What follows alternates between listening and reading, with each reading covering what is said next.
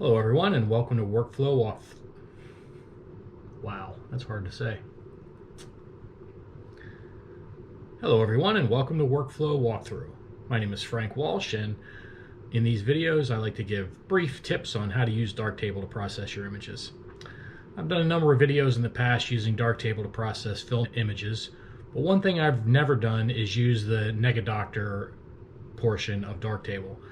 The reason being that I scan all of my film with a flatbed scanner, and I use the scanner to invert the images and to make color corrections before I ever save them as TIFF files and import them into Darktable.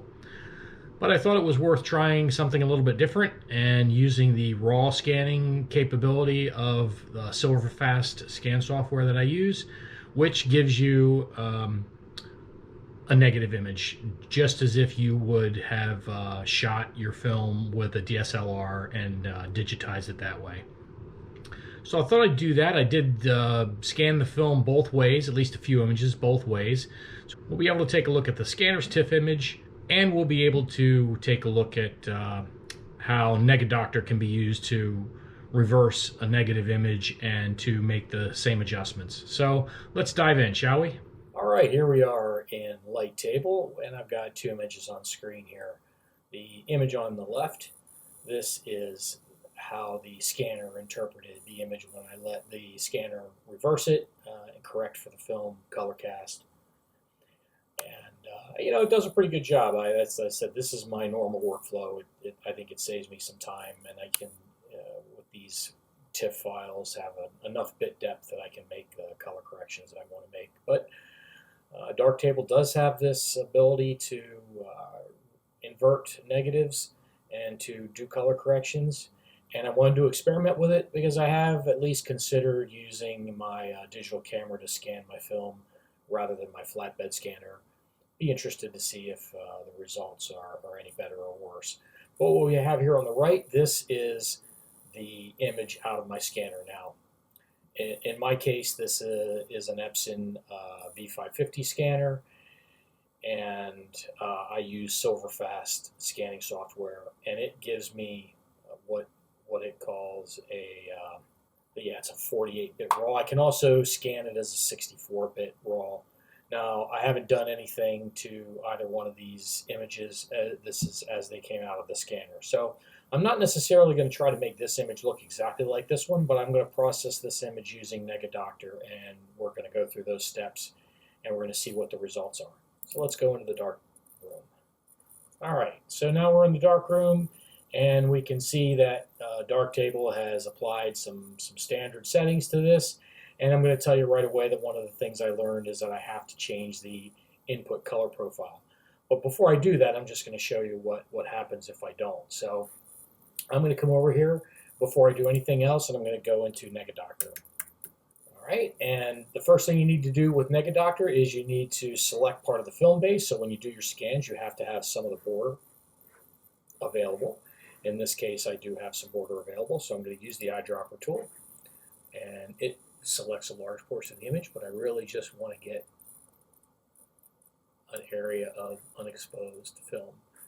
So now we have atrocious looking image, right? And I tell you what, the first time I did this, I sat here and played around with the D-min, D-max sliders. I did everything I could to try to get this image to look right, and I couldn't get anywhere close. And I couldn't figure out why.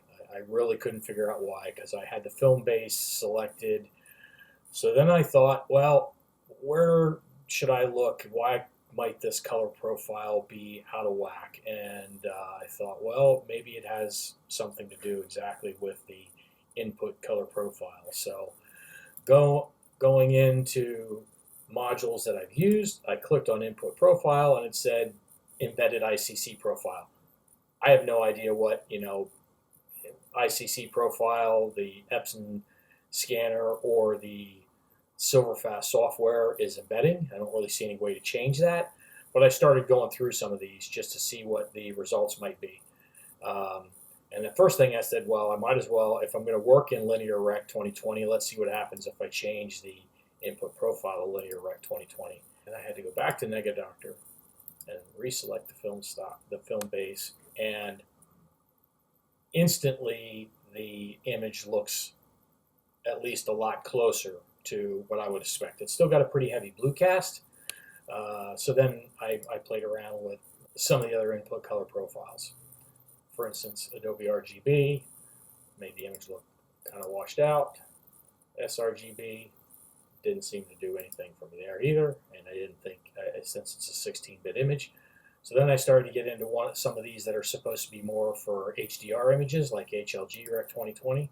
I always found that I still had to go back to Negadoctor and pick the film base, repick the film base after I had changed the input color profile. Ultimately, I landed on a couple of possibilities that worked. Linear Rec 2020 was okay, but honestly, the one that I thought looked the best was the HLG.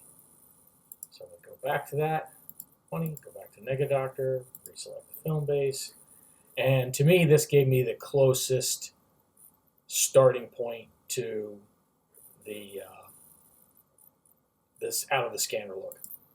So if I go back to the out of the scanner look, we take a look at the histogram, we can see that the red, green, and blue channels are fairly aligned. It's a little bit more heavily weighted towards the blue, and the reds are down a little bit. When I use the Rec 2020, it looks pretty close to that. Maybe the blue could be boosted a little bit, and I could do that here by working with some of the sliders and making some corrections. Okay, so having gotten somewhere where at least the base colors look like they're somewhere near normal, then I went and I don't know this module very well. I thought, well, I'm going to use the automatic adjustment. So first I'm going to let it change the dynamic range of the film or measure the dynamic range of the film. I think it does a pretty good job of brightening the image up without clipping. There's certainly some room here, some headroom, but it makes sure it doesn't clip any of the blacks. And the scanner exposure bias, and again, I can crank up the brightness of the image if I want by changing that scanner exposure bias. And as long as I don't clip my whites, I'm fine. But I'm going to get it somewhere to where my middle grays look about where I want them to look. And if we look at the thumbnail images down here, you can see that at least the middle grays probably look pretty close. There's obviously work that needs to be done in deepening the shadows and that sort of thing. So, okay, so I'm done with film properties. Now I'm going to go into the corrections module. Now here's where you can use the software to correct for certain color casts. It's very helpful if you have neutral gray parts of your image. There's not a lot of neutral gray in this image, but I know that this framework is actually white. The trees back here, they're trees, you know, they may have some color cast to them, but they're fairly neutral gray. But I thought, well, I'll just try using the eyedroppers, and it's going to select the entirety of the image, and it actually warmed things up pretty well. If I do select one of my shadow areas here, it doesn't change it very much. It has a slightly more of a purple tint than using the eyedropper and having it select the entire image. So you can, it doesn't change a lot. It's shifting a little bit from blue towards purple with a little bit more red. If I go in here, I can watch my histogram shift a very small amount, but not really so much that I think it makes a big difference. So obviously, the more sky I include, the more blue the color tint is gonna go towards. So if I just stay in this area of the star, I think it's probably a more accurate representation.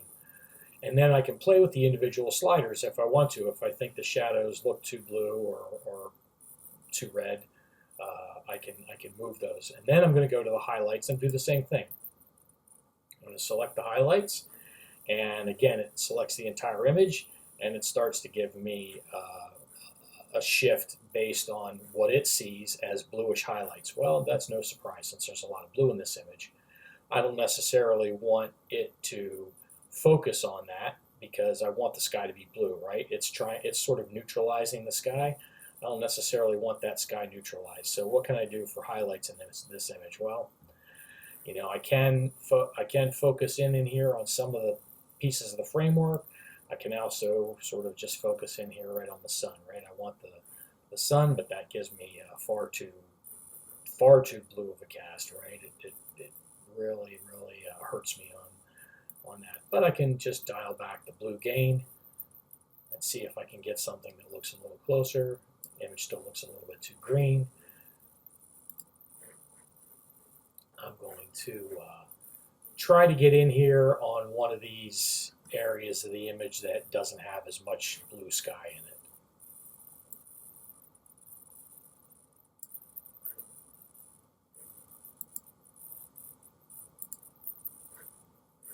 And that looks pretty good, right? I've got fairly natural looking colors. I don't really see any odd color casts. Could be some, you know, some room here to get to boost the blues up a little bit. So I can maybe come down here, boost up the blue gain some to get a little bit more blue in that sky. I think that's looking pretty good. I don't have any odd color cast that I can really detect. The shadows do look a little bit odd. What happens if I select an area down here in the trees for my shadow color cast? Yeah, that warmed them up slightly, warmed the shadows up. I thought they were looking a little bit too cool. I could even come in here. It's not exactly a shadow, but it's close to shadow. If I come in here and select some portion of the structure that didn't have sunlight on it. Let's come all the way down here. This is probably as good of an area as any because this is a white structure. Okay. Let's get back to full size image. So that's probably about as much effort as I want to put on it. I could still use color balance and some other modules to make changes if I want. So that gets me now a usable image that you know, is equivalent to a raw image if I was shooting a digital file. So now I would have to do all the same processing that I would normally do. So the first thing I'm going to do is I'm going to crop the image in order to get rid of the black borders, and that's going to have some impact on my histogram, correcting my histogram. Then I'm going to use RGB curves because obviously the image needs a lot of contrast. It's quite washed out.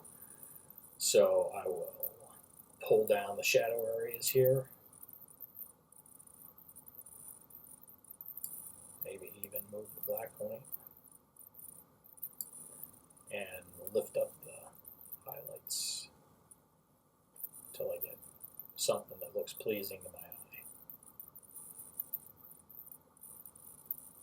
Not trying to duplicate the scanner's image, trying to make an image that looks the way I want it to look. And this gives me a pretty nice start here. I've got nice deep shadows in the trees. I've got a lot of contrast in the structure. Everything stands out pretty well. Again, this isn't a portfolio image, so I'm not going to spend a lot of time and effort on this. But that would be where I would start, and then we're going to go into color balance. Maybe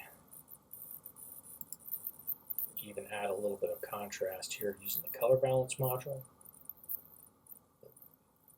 That's looking pretty good, just a little bit.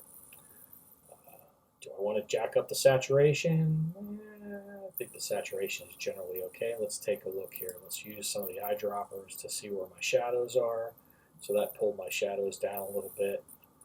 I could do more color correction here if I thought it needed it. I'm pretty happy with the way the shadows look. If I thought they looked a little bit blue, I could do that here. I could add some warmth to the shadows. Maybe just bring that down so that it's not quite so strong. My midtones. See what it thinks about my midtone color correction. See, now it's trying to correct for the blue color of the sky. I don't want that, so I'm going to just basically shut that off. I could raise the blue of the sky by putting the U up here and then bringing up the saturation of the blues if I wanted to. I could go crazy with it. But let's just maybe add a little bit of saturation back into the blues. Check my highlights. Well, yeah, it's going crazy because I've got a sun star right in the middle of my image, right? But I do want to, might as well boost it up, get the most I can out of the image. Now that might make me want to bring my shadows down a little bit more, or increase my contrast a little bit more. I think we're okay. I don't really need to warm up the sun there at all. It's a winter. It was a winter day. Let's keep it with a slightly cool look. If I wanted to warm it up a little bit, I could bring in a tiny little bit of yellows to get into the sun. I don't really want to affect my sky color though. You see, I start to see my sky color shift. So I'm gonna stop there. And well, geez, I haven't really done any sharpening or anything like that on this image. We could those are other modules, but I'm a fan of the contrast equalizer. I've started to play with diffuse and sharpen. Got to say, I don't really have a deep understanding of it yet. Contrast equalizer is something that always works well for me. And on an image like this, I don't really have any. I do have some fine detail in the trees, so I might want to just boost that up a little bit, and then just sort of bring up the middle of the curve so I increase the overall local contrast. And if it's too much, I'll just dial it back a little bit. That's about all I would do to this image other than going in and removing dust spots, but I don't need to show you guys that. That's it. That's Negadoctor. So what do we have as a result? Well, we now have two very different interpretations of the same image. Which one's more accurate? Well, I don't know. That's you know, if I had to say what did the scene look like when I was standing there, it's probably somewhere in between the two, right? I don't think the skies normally look very green. I think they look a little bluer, so the color is probably a little bit more accurate here. This image has some warmth in it that doesn't come across in this image, but as I said, it was a cold winter day, so I'm pretty happy with a cooler image anyway. Could I make the two look identical? Probably. I don't see why I couldn't. The tools are all there.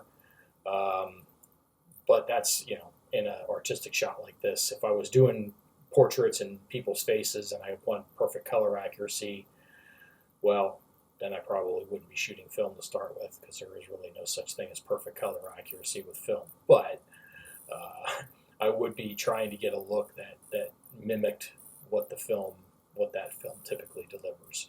In this case, this is a consumer grade film, Kodak Ultramax 400, nothing special about it. It does tend to be pretty saturated, so the image on the left here is probably fairly accurate. I think that film has a pretty saturated look, although the blues have been shifted a little bit to green here.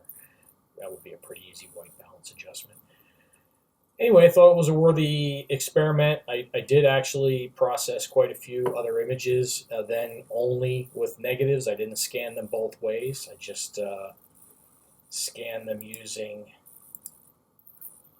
the negative only.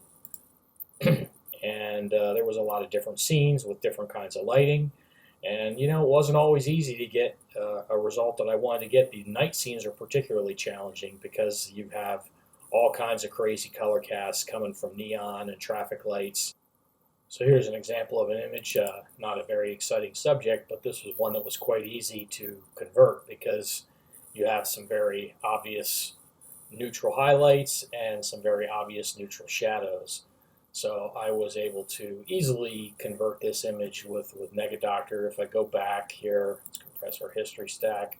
If I go back and take a look at what this image looked like before anything was done, obviously this is the negative image. Then I made the correction to the input color profile, and then I used Negadoctor. And in this case, with Negadoctor, I was able to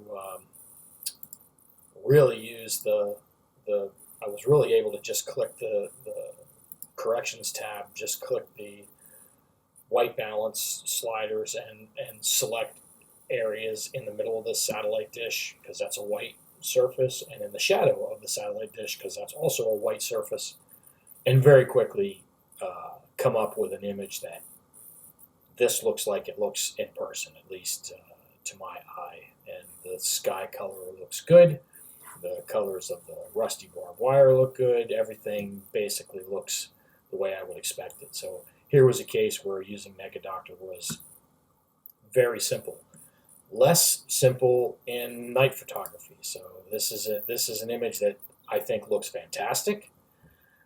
I'm really happy with it, but I can't say that the colors are necessarily accurate, right? Because there's, again, with the lighting going on, I really don't have neutrally colored surfaces to select here. I was able to use this lighted window area to correct for the highlight color cast, and I switched around between the road surface and the sidewalk and even parts of the sky to try to get the shadow color cast to give me a pleasing image. It definitely took quite a few steps, quite a few iterations, but in the end I got what is artistically a very pleasing image. Perfectly accurate colors? Probably not, but the glow here from the neon really tells the story. So it isn't about having 100% perfectly accurate colors. It's about producing an image that tells the story that you want it to. So that's it. So that's about it for Negadoctor. I think you can get good results. If you're using a flatbed scanner, you definitely have to experiment with the input color profile in order to be able to easily remove the color cast from the negatives. If you're scanning with a SLR or a mirrorless camera, I would think that the embedded profile from the camera would do a pretty good job, and your color accuracy would probably be better right out of the gate. I can't really experiment with that. I don't have a copy stand here or a light source that I could use. Of course, the color of your light source is going to matter a lot in this case as well. But am I going to switch to an all raw TIFF file, negative flow, and invert everything in Darktable? Probably not, at least not with the flatbed scanner flow that I currently have. I might as well use the power that the flatbed scanner software has and let it do that inversion work for me. It doesn't take any less time to scan, so I'm not saving anything. If I ever went to a copy stand and mirrorless camera scanning workflow, then I would have to, right? So we'll see. I'll continue to experiment with this a little bit, and if I have any images that are particularly excellent, I may work with them both ways and see which way gives me the better results. Anyway, thanks for watching again today, and I'll see you next time.